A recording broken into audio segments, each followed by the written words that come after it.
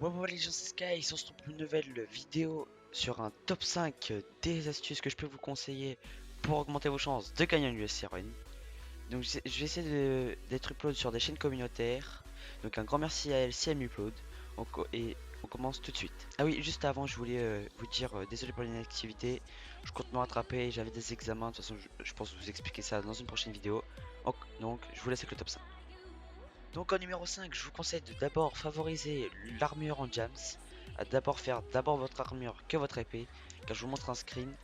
Les épées en jams, en fer et en diamant T3 n'ont pas énormément d'écart au niveau des dégâts, alors que du P3 fer est égal à du jams non enchant.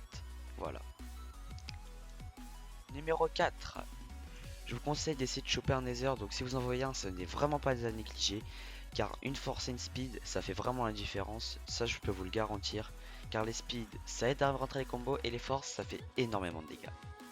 Numéro 3, je vous conseille de vous choper du fil si vous pouvez, donc les moutons, les araignées, et dans des donjons, vous pouvez en choper, vous pouvez drop du fil, car franchement c'est très intéressant, je vous montrerai une petite séance PVP sur ballon, vous allez voir que la personne a du mal à me toucher comme je spam canne à pêche.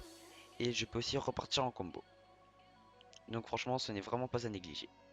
Numéro 2. Je vous conseille de vous faire un seau d'eau ou un seau de lave. Enfin, deux seaux d'eau et deux seaux de lave. Car c'est vraiment très intéressant. Car les seaux de lave peuvent faire énormément de dégâts et slow, donc ralentir l'ennemi.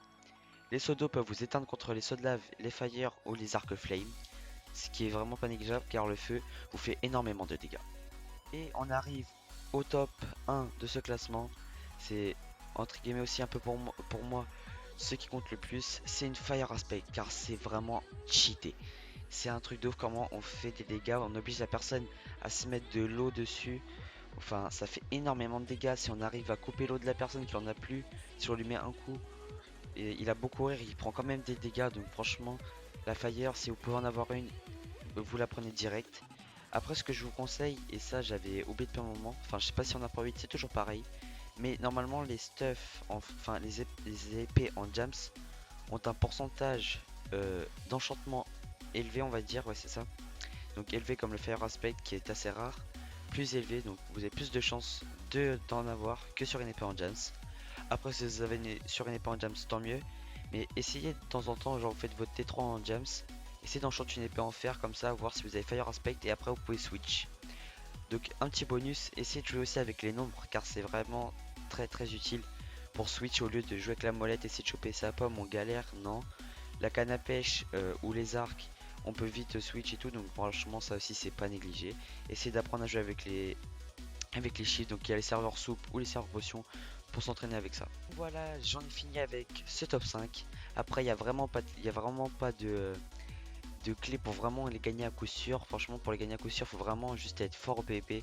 Donc, je vous mettrai quelques IP de serveurs dans la description pour vous améliorer. J'espère que cette vidéo vous aura plu. Encore un grand merci aux chaînes communautaires qui me plaideront. C'était Skies, portez-vous couilles, portez-vous bien, peace.